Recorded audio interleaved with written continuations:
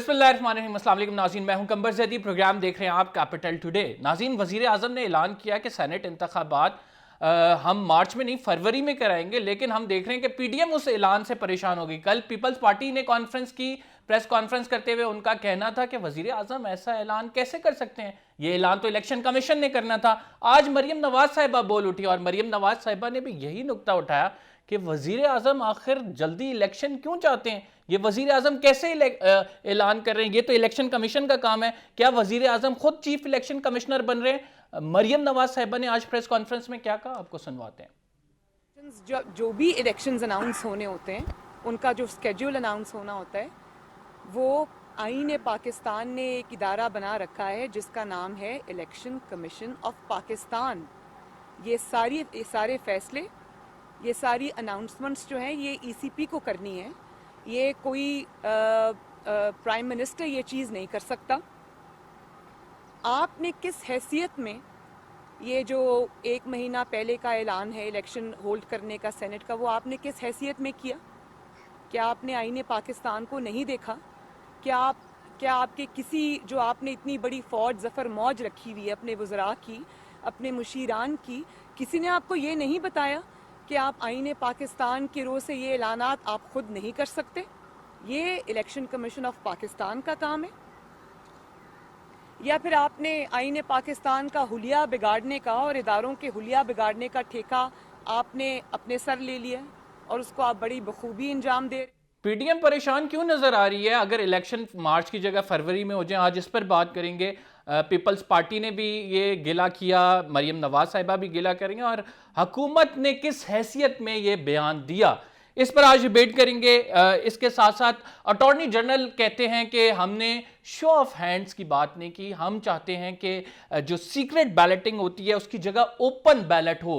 Show off hands के जरिए senate इंतखाबात नहीं हो सकते, टैक्टिकल मामला है। इस पर जानने के लिए हम राब्ता करेंगे। अजहर सिद्दीक साहब सीनियर माहिर कानून है, हमें आज ज्वाइन करेंगे। शकूर शाद साहब रहनुमा पाकिस्तान तहरीक इंसाफ के। अली गौहर बलोच साहब हमें ज्वाइन करेंगे, रहनुमा मुस्लिम लीग नून के। पहले चलते हैं अजहर सिद्दीक साहब की जानिब और अजहर सिद्दीक साहब से जानते हैं कि अटॉर्नी जनरल ऑफ पाकिस्तान ने जो ये कहा है कि ये हम शो ऑफ हैंड्स के जरिए इंतखाबात मुमकिन ही नहीं है सेनेट के, जो बात की जा रही थी वजीर आजम की जानिब से, उन्होंने कहा सीक्रेट की जगह ओपन बैलेट होना चाहिए। तो इसकी जरा वजाहत कर दें हमें, हमारे नाजरीन को, कि ये मामला टेक्निकल क्या है। बहुत शुक्रिया। बुनियादी तौर पर एक बहुत बड़ी बात वाज़ेह है, 226 की है, जितने भी इलेक्शन होने हैं सिर्फ वो सारे इलेक्शन टोटल सीक्रेट बैलेट के जरिए होने हैं। ओपन बैलेट का भी अगर कॉन्सेप्ट देखा जाए वो भी समझ से बाहर है। आइन का आर्टिकल 224 अगर आप देख रहे हैं, दिया हुआ है सेनेट के होने का, और उसकी लैंग्वेज जरा आम आदमी के लिए पढ़नी बहुत जरूरी है ताकि उनसे समझ हो जाए, अगर क्लियर हो जाएगा। when a seat in the Senate has become vacant, ये मैं उससे पहले क्लियर कर दूं। अजहर साहब, आपकी आवाज में काफी डिस्टॉर्शन आ रही है, मैं एक छोटे से ब्रेक लेता हूं, आपकी आवाज क्लियर करते हैं, फिर हम वापस आते हैं। नाज़रीन, आप कहीं मत जाइएगा।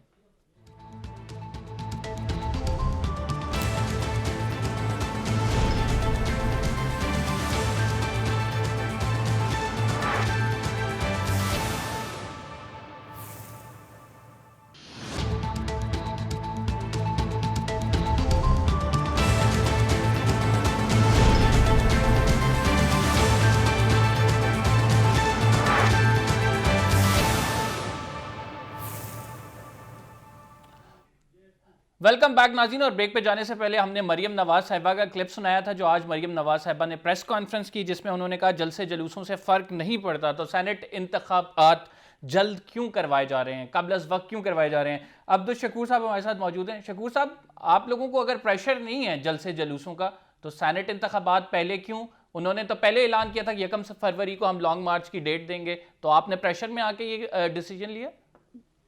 देखिए जनाब, बात यह है कि अगर इस मुल्क में हर कोई जुलूस जलसे लेकर आके हुकूमत के खात्मे की बात करे तो इससे तो जमहूरियत नहीं चलती। ये तो जमहूरियत के खिलाफ साजिशें करने वाले लोग हैं जो चाह रहे हैं कि सेनेट के इंतखाबात ही ना हो। ये सारे प्रेशर जो बिल्डअप कर रहे हैं, इनको खौफ ये है कि तहरीक इंसाफ और उसके इत्यादि सेनेट में अगर अक्सियत में आ गए तो वो करप्शन के खिलाफ और इनके जो लूट खसूट के खिलाफ कानून साजी करने में आसानी होगी। तो वो नहीं चाह रहे कि कोई ऐसी कानून साजी हो जिससे इनकी पकड़ हो जाए। लेकिन मैं समझता हूँ कि ये जितनी कोशिशें करें इनकी सारी कोशिशें नाकाम होंगी। सेनेट के इलेक्शन भी जरूर होंगे, कानूनी तकाजे हैं, वो कानूनी तकाजे पूरे करके ही होंगे। उनसे बालातर होकर कोई कार्रवाई नहीं होगी। अगर मुय्यना मुद्दत से अगर आप पहले भी करते हैं तो उससे कोई फर्क नहीं पड़ता। बहुत सारी जगहों पर आपने देखा होगा, मिसालें मौजूद हैं कि आपने मुकर्रर वक्त से पहले कर दिए हैं। चले इसमें कोई इसमें कमाल माहिर की कोई कानून बात से नहीं। राय ले ले। अजहर सिद्दीक साहब, क्या मुकर्रर वक्त से पहले मुमकिन है? अच्छा, ये बड़ा यानी हमें खाली कह तो देना बड़ा आसान काम है, लेकिन आईनी प्रोविजंस बड़ी क्लियर है इसके ऊपर। और आइन का आर्टिकल अगर 224 अगर आप देख लें, 224 में बाकायदा बताया हुआ है कि इलेक्शन होने कब हैं, और उसमें बड़ा वाज़ेह तौर पर जो लफ्ज इस्तेमाल हुए वो मैं इनके लिए आसानी से पढ़ देता हूँ। सवाल ये नहीं है, अब यहाँ जो लिखा हुआ है बड़ा क्लियर लिखा हुआ है, an election to fill the seat in a senate which are to become vacant on the expiration of the terms of the member of the senate shall be held not earlier than 30 days immediately preceding the day on which the vacancies are due to occur। 30 दिनों के अंदर अंदर election होने हैं। अब वक्त से पहले इलेक्शन अगर करवाना है, ये सारा यानी जिस सेनेट के मेंबर का एक टेन्योर दिया हुआ है कि फलान डेट तक उसने मेंबर सेनेट रहना है, उसने तो फलान डेट तक मेंबर सेनेट रहना है, उससे पहले तो उससे हक नहीं ले सकते हैं आप।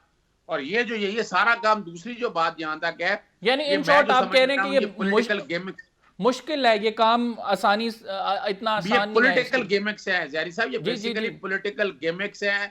पीडीएम अपने तौर पर लगी हुई है इलेक्शन मुलतवी हो, इन्होंने अच्छी चाल चली है। इन्होंने भी यानी अगर देखा जाए ये ट्रैप अच्छा डाला है इन्होंने पीटीआई की तरफ से। वो ट्रैप में पीडीएम भी फंस आपने गई है, मौलाना फजल मान भी पॉलिटिकल डिस्टर्ब हो गेम्स गए की हैं। बात की, अली गौहर साहब से जान लेते हैं। अली गौहर साहब, शो ऑफ हैंड्स के मामले पर मुस्लिम लीग नून को क्या तहफ़्फ़ुज़ात हो सकते हैं? मुस्लिम लीग नून तो खुद इसकी हामी है। आपको पता है मिसाक जमहूरियत में भी ये लिखा है कि शो ऑफ हैंड्स होने चाहिए। उसकी एक शिक थी कि फ्लोर क्रॉसिंग नहीं होनी चाहिए। तो अब मुस्लिम लीग नून इसके खिलाफ अगर बात करे तो वो कुछ समझ नहीं आती है। जी शुक्रिया कंबर, आपका बिल्कुल आज के मतलब है ये जो करंट इश्यूज चल रहे हैं उस पर आपने बात स्टार्ट की है। मैं थोड़ा सा सेपरेट बात का भी हवाला दूंगा इस सारी बात में। गुजारिश ये है कि आपने देखा कि जब पीडीएम बनी और उसकी मीटिंग स्टार्ट हुई और उसके बाद बाकायदा पीडीएम के प्लेटफॉर्म से जो है वो जलसों का ऐलान किया गया, तहरीक का ऐलान किया गया, तो इनके वो गुजरा जिनको अपनी वजारत के कामों के अलावा हर काम करने की आदत है, उन्होंने एक मतलब है कैंपेन चलाई कि ये जनाब रोज बयानात आते थे, इनकी तो मीटिंग ही नहीं होगी, ये एक पेज तक इकट्ठे नहीं हो सकते। आजकल ये बात चल रही है कि ये इस्तीफे नहीं देंगे, पहले ये था कि ये जलसे नहीं करेंगे। पीडीएम ने जो जो बात की, सबसे बड़ी अचीवमेंट ये है कि उस पर अमल किया और उसको अल्हम्दुलिल्लाह अल्लाह ताला का फजल करम से करके दिखाया। सबसे बड़ी अचीवमेंट ये है कि जिन जिन डेट्स पर अनाउंस किया, अगरचे इन्होंने मुकदमात कायम किए, हमारी जलसागाहों को ताले लगाए, हमारे लोगों को रोकने की कोशिश की, लेकिन इसके बावजूद तमाम पीडीएम एक पेज पर और एक स्टेज पर इकट्ठी होकर उसने सारे मूव किए और हर जलसा अपने सही टाइम पर और मुकर्रर दिन पर हो। अब रहेगी बात, मैं आपको सेनेट के हवाला से बात कर दूं तो पहली बात यह है कि इनको अगर लाहौर के जलसा का ये तबसरा करते हैं और मीडिया पे आके इनके वज़रा प्रोपेगेंडा करते हैं कि ये जलसा कामयाब नहीं हो, अगर ये कामयाब नहीं हुआ तो इनकी घबराहट किस बात की है? इनके पाँव जो हैं वो कांप क्यों रहे हैं, टांगे, और उसके बाद इनके दिल की धड़कनें तेज क्यों हैं? इनकी हरकतें जो हैं वो अली गौर साहब, मैं ये अभी जवाब ले लेता हूँ शकूर साहब से। आपसे मैं सेनेट के इंतखाबात के हवाले से ही लूंगा। ये शकूर साहब, सेनेट का इलेक्शन ये है, ओपन बैलेट के आप हामी हैं, मुझे ये बताएं पहले। देखें, बात ये नहीं है, बात ये है कि सेनेट का हम तो कानून और आइन की ही जंग लड़ रहे हैं। आइन में ये है, ये कहते हैं कि हमने शो ऑफ हैंड के जरिए करवाना है। तो उसका एक आईनी प्रोसीजर है कि उसको आइन में उसकी अमेंडमेंट की जरूरत है, और अमेंडमेंट के लिए आपको पता है मुकन्ना बड़ा इदारा है, उसकी अप्रूवल के बगैर हो नहीं सकते। और दूसरा ये है कि अगर इनको थी तो ये 2 साल क्या भंग पी के सोते रहे, ये बात इनको 2 साल पहले बिल्कुल बहुत वैलिड पॉइंट है शकूर शाह साहब। जब सेनेट का इंतखाबात हो रहा था, जब सादिक संजरानी के खिलाफ जब तहरीक चली थी, तो उस टाइम शो ऑफ हैंड्स की बात क्यों नहीं की गई? उस टाइम तो मरियम नवाज साहिबा कह रही हैं कि हमारे जो आपने हमारे सैनेटर्स थे, हमारे अरकान कौमी असम्बली थे, उन पर दबाव भी था, उनको दबाव में करके वोट भी दिलाए। अब अपनी बारी आई है तो शो ऑफ हैंड्स की बात कर रहे हैं आप? देखिए मैं समझता हूँ कि शकूर साहब से आंसर ले लूं अली भाई, फिर आपकी जाने आता हूं। पहली और आखिरी बार इलेक्शन नहीं हो रहा है सेनेट के, या दूसरे प्रोसीजर जो अडॉप्ट करेंगे अगर शो ऑफ हैंड के जरिए एक साफ सुथरा निजाम सामने आएगा। मैं तो समझता हूँ जब मिसाल जमहूरियत में ये उस पर एग्री कर चुके थे, तो अब क्या बात आ गई है? और ऐसी कौन सी इनकी प्लानिंग है जो मेंबरों को खरीद के ये अपने सेनेटर्स की तादाद बढ़ाएंगे? मैं तो समझता हूँ जब एक ट्रांसपेरेंट बात हो रही है तो सियासी पार्टियों से बाहर होकर सोचना चाहिए ये इस मुल्क के लिए आया फायदामंद है या नुकसानदेह। बहस तो ये होनी चाहिए कि इससे मुल्क का फायदा होगा, जमहूरियत का फायदा होगा या नुकसान होगा। लेकिन शकूर साहब आप बिल्कुल सही बात कर रहे हैं, बहस यही होनी चाहिए कि फायदा होगा या नुकसान होगा। लेकिन अलमिया ये, शकूर साहब मेरी बात सुन ले, लेकिन अलमिया ये है कि जब हमारे फायदे की बात होती है, जब हमें सुटेबल होती है कोई कंडीशन, तो हम वो कंडीशन इंपोज करके इस्लाहात की बात करते हैं। लेकिन जब मुल्क के फायदे की बात आती है तो हम फिर पॉइंट स्कोरिंग की तरफ जाते हैं। जो गवर्नमेंट में होता है वो ज्यादा बेहतर पोजीशन में होता है बंदे खरीदने के, लेकिन खान साहब चाह रहे हैं एक साफ सुथरा ट्रांसपेरेंट निजाम लाना। ये आज के लिए सिर्फ नहीं होगा, ये आइंदा आने वाली हर हुकूमत के ये होगा कि वो एक ट्रांसपेरेंट सिस्टम अडॉप्ट करें, जैसे सादिक संजरानी के साथ हुआ कि इनकी पार्टी के बहुत सारे लोग जो है, अभी भी इनकी सफों में बहुत सारे लोग बैठे हुए हैं जो ये इस्तीफा देने की बात कर रहे हैं, वो इस्तीफा देंगे ही नहीं। इनकी बहुत बड़ी तादाद एमपीएस और एमएलए इस्तीफा देने को तैयार ही नहीं है। इनकी इतनी बार बार ये लाहौर जलसे की बात करके उस फ्लॉप शो की सारी दुनिया कह रही है, सारी दुनिया के फ्लॉप शो था। लाहौर के लोगों ने आपको रिजेक्ट कर दिया, पूरे पंजाब से आपने लोगों को जमा करने की कोशिश की, 15,000 लोग जमा नहीं कर पाए आप। जब नवाज शरीफ तकरीर कर रहा था तो उस वो पूरे पंडाल खाली हो गया था। अली साहब ये बात तो ऑन रिकॉर्ड है। जी शकूर साहब, खतरा नहीं है। मैं अली साहब से इसका जवाब ले लूं, ये बात तो ऑन रिकॉर्ड है कि जब वो वीडियो सामने आई है और वायरल हो रही है जमहूरियत होगी तो हर बार हर 3 साल साहब, मैं बॉस एक सेकंड सब्र करें, मैं अली साहब से आंसर तो ले लूं आपकी बात का। जमहूरी रवायात के लिए ये तरीका अपनाना चाह रहे हैं। जी जमहूरी रवायात को परवान चढ़ाने के लिए जरूरी है। शकूर साहब, मैं वही तो आपकी बात का आंसर लेना चाह रहा हूं। अली साहब मुझे ये बताएं कि जब नवाज शरीफ की वीडियो है, जब नवाज शरीफ साहब खिताब कर रहे हैं तो आधा पिंडाल तो खाली, आप कह रहे हैं उनकी टांगे कांप रही हैं। गुजारिश ये है कि एक तो मुझे तारफ करा दें, प्रोग्राम में लेट आए, आप तकलीफ के बोल रहे हैं। शकूर शाद साहब है हमारे साथ सर। अच्छा शकूर साहब, मतलब मेरा तारफ इनका करवा देना कि इस पार्टी के और किस होते पार्टी वो बलोच को नहीं पहचान रहा है। वो शकूर साहब जो है रहनुमा पाकिस्तान तहरीक इंसाफ के, कराची से ये लियारी से जीतने वाले हैं, बिलावल भुट्टो जरदारी को हराने वाले। आप समझ आ गई शकूर साहब? अच्छा मैंने समझा, काफी शकूर है ना मुझे। अब इनकी याददाश्त भी कमजोर हो गई है भाई। मैं देख रहा तो आपको पता है कि अली साहब ये मुझे शरारत लग रही है आपकी। अली साहब शकूर साहब को कहें कि जरा प्लीज मौका दें, अगर बात करें। जी अच्छा, गुजारिश ये है कि देखें, बात ये है कि जलसा फ्लॉप हो गया, ये हो गया, वो हो गया, मुझे बड़ी मज़ाइका से बातें हैं।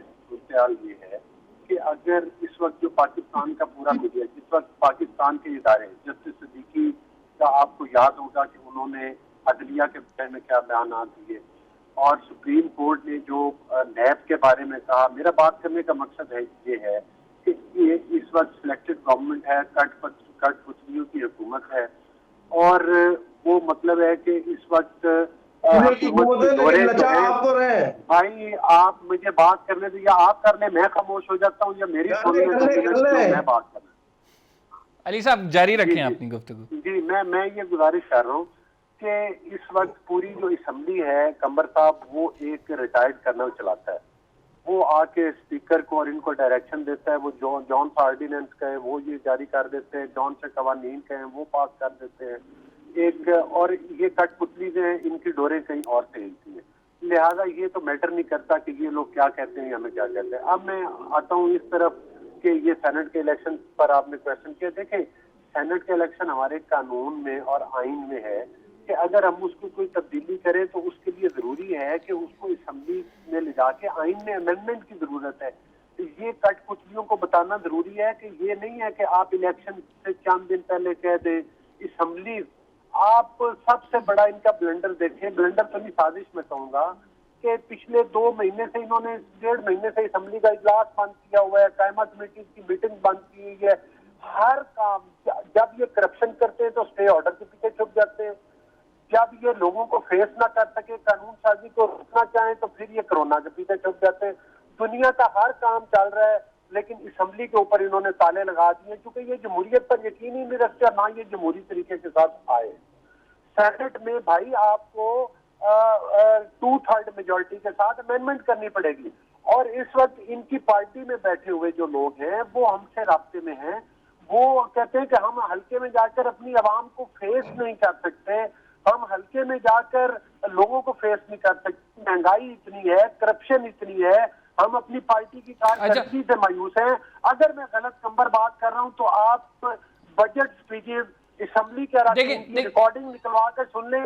इनकी पार्टी के लोगों ने असेंबली के फ्लोर पे खड़े होकर वजीर आजम और इनकी हुकूमत पर और इनकी काबीना पर किस तरह से क्रिटिसाइज किया। अली साहब देखिए, मैं बिल्कुल, आप बात सही कर रहे हैं। देखें अली साहब बात सही कर रहे हैं, लेकिन आपकी पार्टी, मैं अभी आपकी पार्टी की भी एग्जांपल दे देता हूं। अयाज सादिक साहब ने, सॉरी जावेद लतीफ साहब ने शेख रोहेल असगर को कहा कि आप विकेट के दोनों तरफ खेल रहे हैं। फिर शेख रोहेल असगर साहब ने कहा कि हिम्मत है तो उनका नाम लें कि कौन दोनों तरफ खेल रहा है, उसका नाम लिया जाए। आपकी पार्टी में भी ये चीजें हो रही हैं, और ये हर पार्टी में, डेमोक्रेटिक जो पार्टीज होती हैं उनमें ये मामला चलते हैं।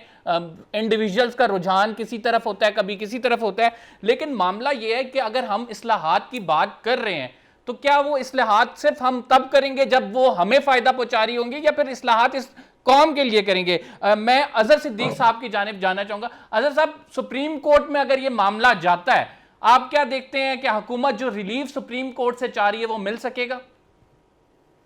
देखिए, यहाँ चूंकि ये सियासी बातें हो रही है, नोबडी इज इंटरेस्टेड कि आवाम की बात या इस हवाले से इस वाले इशू के ऊपर देखा जाए, अगर वो अपना वैसे शो ऑफ हैंड से हो नहीं सकता, ओपन बैलेट से हो सकता है। ओपन बैलेट के कॉन्टेक्स्ट में कॉन्स्टिट्यूशन में अमेंडमेंट करनी पड़ेगी, या दूसरा रास्ता की जो छोटी बैठे हैं ये एडवाइजरी जुरिसडिक्शन या आर्टिकल 186 को इन्वोक करना चाहते हैं। अब एडवाइजरी जुरिसडिक्शन है, इंटरप्रिटेशन की बात है, कॉन्स्टिट्यूशन के हवाले से बात है।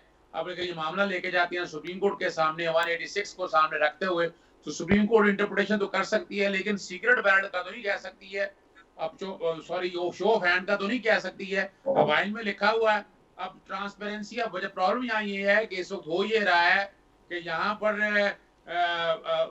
अपना कोई अपोजिशन पार्टी या किसी एक पेज पे आ नहीं रहे हैं, और ये कोशिश नहीं कर रही है कि कानून साजी की तरफ या आइन में तरामीम की तरफ बात हो सके, तो वहां वो हालात में लेकर जाएंगे, इंटरप्रिटेशन के कॉन्टेक्स्ट में लेकर जाएंगे। ठीक। सुप्रीम कोर्ट इसकी इंटरप्रिटेशन कहां किस हद तक कर सकती है वो भी देखने वाली बात है, और वो भी मुझे ये केस चलेगा तो बातें सामने आ जाएंगी। शकूर शाह साहब, इसके लिए बहुत जरूरी है, अगर आप लोग शो ऑफ हैंड्स भी चाहते हैं और आईनी तरमीम भी चाहते हैं, तो अपोजिशन को साथ लेके चलना होगा। आप लोग ओपोजिशन को अभी तक साथ लेकर चले नहीं है, जिसकी वॉइस ओपोजिशन सड़कों पे हमें नजर आ रही है, और आइंदा आने वाले दिनों में तो मजीद कियोस क्रिएट होगा। तो किस तरह हुकूमत आगे बढ़ेगी, किस तरह मुल्क आगे बढ़ेगा? देखिए, सबसे पहले तो मैं अलीगौर भाई की बातों का जवाब दूं। बोलो साहब, कठपुतलियां वो होती हैं जो गली गली नाच रहे हैं, ठीक है ना। हम तो इत्मीनान के साथ हुकूमत कर रहे हैं, हम तो चीजों को। दूसरी बात ये कि आप कह रहे हैं असेंबली का इजलास नहीं हो रहा है। असेंबली के आपको पता है कि जब इजलास होने वाला था पिछले महीने, उस वक्त 20 के करीब जो है मुलाजमीन को कोरोना होता था उस वक्त। और अभी भी कल कैबिनेट डिवीजन के पूरे जितने काम करने वाले लोग हैं उन सबका टेस्ट लिया गया दोबारा। कोरोना की वबा इस वक्त दुनिया पर एक अजाब बनकर आई लेकिन हुई सही है। सही बात करें शकूर साहब, सिर्फ शकूर अपनी साहब मैं आपसे सियासत ये के जानना चाह रहा हूँ कि वो ये चाह रहे आईनी हैं कि तरमीम होगी किस तरह, जिस आईनी तरमीम की बात की जा रही है वो आईनी तरमीम होगी किस अभी तरह? टाइम है, अभी टाइम है, और अगले हफ्ते या 10-15 दिन के अंदर इजलास एक्सपेक्टेड भी है। इजलास भी होगा, सारी चीजें कानून के हिसाब से होंगी, कानून से बालातर कोई बात नहीं होगी। अदर सिद्दीक साहब बैठे हुए हैं, वो मुझसे ज्यादा कानून समझते हैं और उनकी इस मुल्क में जमहूरियत के लिए खिदमत है, उनको भी मैं अप्रिशिएट करता हूँ। लेकिन वो लोग जिन्होंने इस मुल्क को लूटा कसूटा, जो खातून जो कह रही थी कि मेरा इंग्लैंड में तो हो गया, पाकिस्तान में भी कोई चीज नहीं है, जो कैबिनेट फ्रंट की वजह से फोन की वजह से वो सजा याफ्ता हो, जो सजा याफ्ता लोग अब इस मुल्क को डिक्टेट करेंगे ऐसे नहीं ऐसे चलाओ, इलेक्टेड लोगों को ही डिक्टेट करेंगे आप ऐसे नहीं ऐसे करें, जो लोग खुद असेंबली में नहीं है। और वो मौलाना फजल रहमान की मैं बात कर रहा हूँ, उसके असासे आपने देखे कितने निकला है, उसके बीच एक शख्स जो कुछ नहीं करता, करोड़ों रुपए उसके पास, अरबों रुपए कहां से आ गए? ये इनको जवाब देना पड़ रहा है, इनको इस कौम के सामने जवाब देना पड़ रहा है, अपने लूट कसूट का हिसाब देना पड़ रहा है। तो वो उनको इस वजह से परेशान है, वो चाह रहे हैं सेनेट से पहले इस हुकूमत को फारिग कर दे, इससे ठीक पहले कि वो सेनेट में भी वो पीटीआई उसकी लाइफ की जो है ना वो पावर बढ़ जाए, तो ठीक। ये अमेंडमेंट करने की पोजीशन में आ जाए। इनकी सारी स्ट्रगल सिर्फ अपनी करप्शन बचाओ मूवमेंट पर है। ये चाह रहे हैं वो करप्ट लोग जिन्होंने करोड़ों रुपए लूट कर ले गए, अभी 25 अरब रुपए के बेनामी अकाउंट्स का शहबाज शरीफ और उसके बच्चों पर सामने आ गया शकूर केस। साहब, ये शकूर पैसा शकूर कहां से साहब, आया? इस पर ये बात इनका करते हैं। इनका हमने एक आप छोटे से वजाकों ब्रेक में पे जाना है इनका नाज़रीन, वी वजाकों विल में बी जवाब राइट तो बैक दें। After this short break. और ब्रेक से आकर हम आपको बताएंगे कि वजीर आजम को जो रिपोर्ट पेश की गई है पेट्रोलियम के मामले पर, उसमें लूप होल्स क्या हैं, उसको बेहतर अंदाज में किस तरह से रखा गया है एक रिसर्च इंस्टीट्यूट की जानिब से। इस छोटे से ब्रेक के बाद आपको बताते हैं कि तमाम मामला क्या है।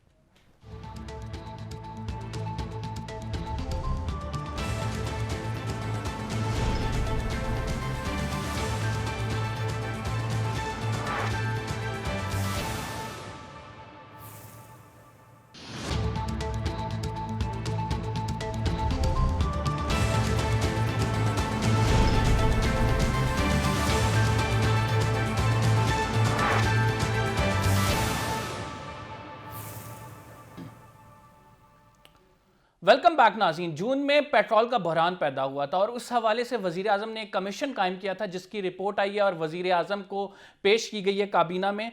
उस रिपोर्ट के हवाले से आज बात करेंगे कि उस रिपोर्ट जो वजीर आजम को पेश की गई है उसमें कई पहलुओं को नज़रअंदाज किया गया है। इस्लामाबाद पॉलिसी इंस्टीट्यूट ने जो थिंक टैंक है एक, उसने अपनी एक रिपोर्ट शाया की है और उस रिपोर्ट के हवाले से ये बात सामने आई है कि जो वज़ीर आज़म को पेश की गई है रिपोर्ट उस कमीशन की जानिब से, उसमें कई पहलू ऐसे हैं जिनको नज़रअंदाज किया गया है। वो कौन से पहलू हैं, उनसे मुतालिक जानने के लिए हमने रब्ता किया डॉक्टर इलियास फाजिल साहब से।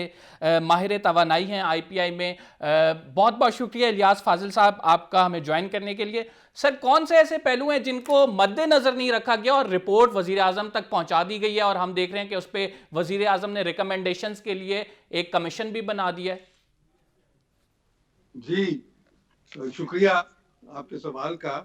सबसे पहले तो ये आप नोट कीजिए कि पेप्को की एक वाइट ऑयल पाइपलाइन है, ठीक है, जी जी, जो कराची से ओरिजिनेट होती है और माछीके तक जाती है। उस पाइपलाइन में डुअल फ्यूल पंप करने की फैसिलिटी 2017 से उसमें प्लान हुई थी और अभी तक वो नहीं बन पाई है। अगर वो फैसिलिटी अवेलेबल होती तो जून में जो चीजें इस बहरान का यानी की वजह बन रही थी, वो एक वजह ये भी थी कि बिकॉज ऑफ लॉकडाउन और कोविड-19, लॉकडाउन की वजह से ट्रांसपोर्ट जो है टैंक लॉरीज की वो कराची से निकल ही नहीं पा रही थी, जिसकी वजह से काफी डिलेज हुई थी। एंड उसकी वजह से ये एक वजह मेन थी जिसकी वजह से प्रोडक्ट जो है वो रिटेल आउटलेट्स तक नहीं पहुंच चुका था। तो मेरा सवाल का जवाब इसमें इस वजह से है कि अगर वो पाइपलाइन अवेलेबल होती तो वो प्रोडक्ट जो नहीं जा पा रहा था वो पंप हो जाता और उन डेपोज पे टाइमली पहुंच जाता। एक तो ये थी। इसको मैंने जो रिपोर्ट स्क्रूटनाइज की है तो मुझे तो इस पहलू पे कोई यानी कमेंट नजर नहीं आया, ठीक है। इसका एक डायरेक्ट इम्पैक्ट मेरे नजदीक इस शॉर्टेज पे था। दूसरा ये कि जब मार्च 25 को वो जो एम्बार्गो का लेटर निकला है, उस वक्त रिफाइनरीज जो हैं वो कुछ तो बंद हो चुकी थी और कुछ बंद होने वाली थी। अगर एक रिफाइनरी जो है वो 70% कैपेसिटी से नीचे अगर चलेगी, 60% से नीचे चलेगी, तो वो सेफ ऑपरेशन नहीं कहलाता। तो वो रिफाइनरीज इस वजह से बंद हो रही थी कि फर्नेस ऑयल रिफाइनरीज से उठ नहीं रहा था। Furnace oil is not a by product, it is an essential product of any refinery. तो फर्नेस ऑयल पे जो एम्बार्गो लग गया हुआ था, बैन लग गया हुआ था, उसकी वजह से रिफाइनरीज पिछले 3 सालों से सिर्फ 70% पे चल रही हैं। जी। तो जो रिफाइनरी लो कैपेसिटी पे चलेगी और इवेंचुअली उसके बंद होने की नौबत आ जाएगी, तो इसका भी जिक्र मैंने non lifting of furnace oil का जिक्र कहीं भी रिपोर्ट के किसी हिस्से में मुझे तो नजर नहीं आया। तो डॉक्टर साहब, ठीक ये है, इन आपको पहलुओं ये का realization इन होनी पहलुओं चाहिए को मद्देनजर कि क्यों हम- नहीं रखा गया? आप क्या समझते हैं, क्या वजूहात हैं जो जिसके बायस इन पहलुओं को मद्देनजर नहीं रखा गया रिपोर्ट बनाते हुए, और वो रिपोर्ट भी हायर अथॉरिटी यानी वजीर आजम के सामने पेश हो रही है? तो नहीं, ये तो आप इंक्वायरी कमीशन से पूछे ना, मैं तो आपके सवाल का जवाब दे रहा हूँ कि कौन सी चीजें मेरे नजदीक उस रिपोर्ट में नजर नहीं आई जो कि इस रिपोर्ट से ताल्लुक रखती हैं और उनका जिक्र करना और उसको एनालाइज करना जरूरी था। ठीक है ना? ठीक ठीक, मैं आपकी बात समझ गया हूँ। शकूर शाह क्योंकि साहब, देखें, जी जी, आप 30% रिफाइनरीज आपकी सिर्फ 30% पेट्रोल बनाती हैं और 50% डीजल बनाती हैं, बाकी all of it is imported. अगर इम्पोर्टेड जो माल आ रहा था कराची में वो वहां से शिफ्ट ही नहीं हो पा रहा था, और अगर वो पेप्को पाइपलाइन अवेलेबल होती जो इतने अरसे से प्लान हुई भी और यानी डुअलाइजेशन पे नहीं आई, तो इससे बहुत फर्क पड़ना था और मेरे नजदीक क्राइसिस आनी ही नहीं चाहिए। डॉक्टर साहब, इसमें एक रिपोर्ट में जो वजीर आजम को पेश की गई है उसमें एक और इम्पॉर्टेंट बात ओगरा के हवाले से की गई थी कि अगर एक्ट ऑफ पार्लियामेंट के जरिए इसको तहलील होना चाहिए। इस पर आपकी क्या राय है? देखें, इसकी मेरे नजदीक, जिस तरह मैंने अपनी प्रेस रिलीज में भी कहा है, ये टोटली अनरियलिस्टिक है, अनकॉल्ड फॉर है और वेरी हार्श।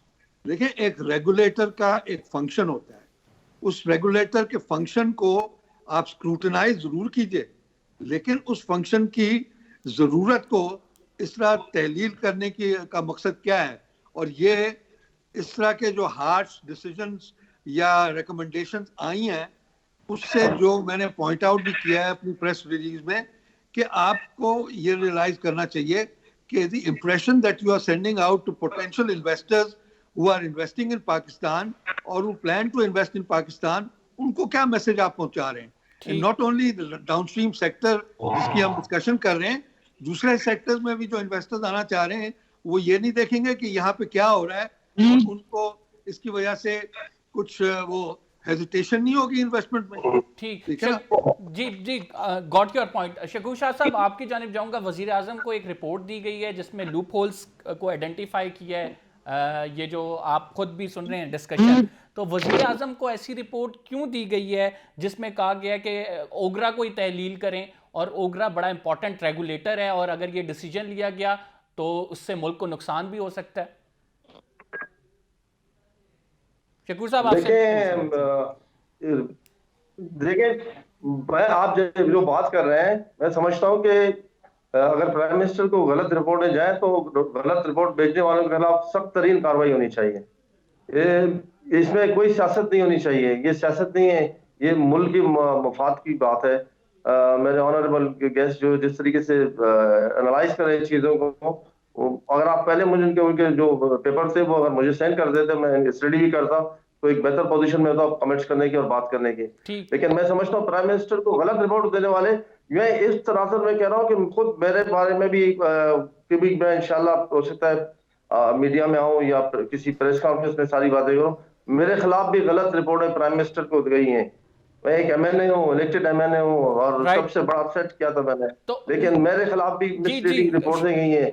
मैं इस प्लेटफॉर्म को अली गौहर साहब, आपको जाने पाऊंगा। अली साहब, जो भी पेट्रोलियम बहरान, जी शकूर साहब, आपका पॉइंट आ गया। अली साहब की जानिब जा रहा हूं। अली साहब, आप क्या समझते हैं, पेट्रोलियम बहरान पैदा हुआ, अगर लास्ट 5 इयर्स को देखें तो ये दूसरी दफा है कि पेट्रोलियम बहरान पैदा हो रहा है और इतना शदीद पैदा हुआ, फिर उसके बाद इंक्वायरी कमीशन की एक रिपोर्ट भी आई। अब उस रिपोर्ट के हवाले से भी कई पहलू ऐसे हैं जिनको मद्देनजर नहीं रखा गया।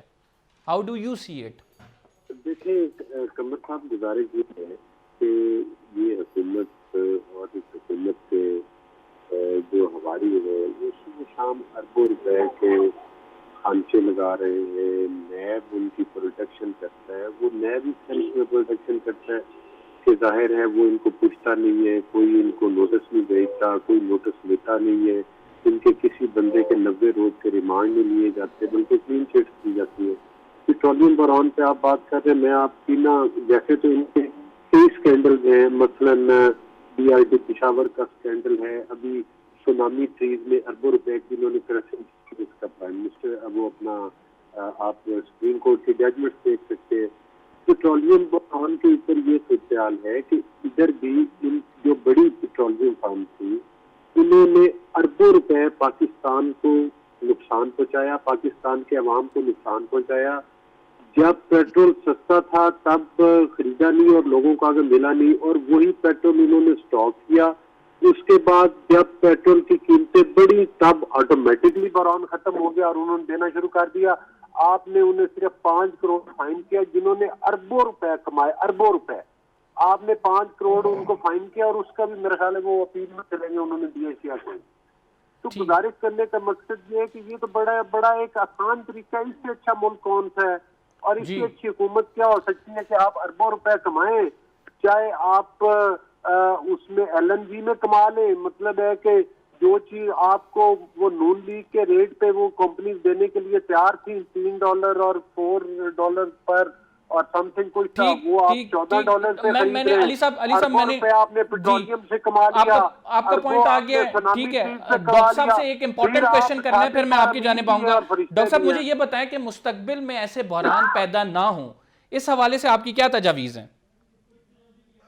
देखिए, सबसे पहले तो ये है कि हमें जिस तरह इस रिपोर्ट में इंडिविजुअल्स या इंस्टीट्यूशंस को टारगेट किया गया है वो मेरे नजदीक नहीं होना चाहिए। यही इंडिविजुअल्स, ये इंस्टीट्यूशंस स्टेक होल्डर्स हैं to ensure product supply to the consumer of Pakistan. आपको टारगेट करना चाहिए सिस्टम्स इंप्रूवमेंट। ये क्या बात हुई कि जी इसको भी फारिग कर दो, उसको भी फारिग कर दो और इस वजह से चाबी घुमाएंगे तो सब सीधा हो जाएगा। Only a systems approach and proper monitoring mechanism for better coordination between all stakeholders is what is required.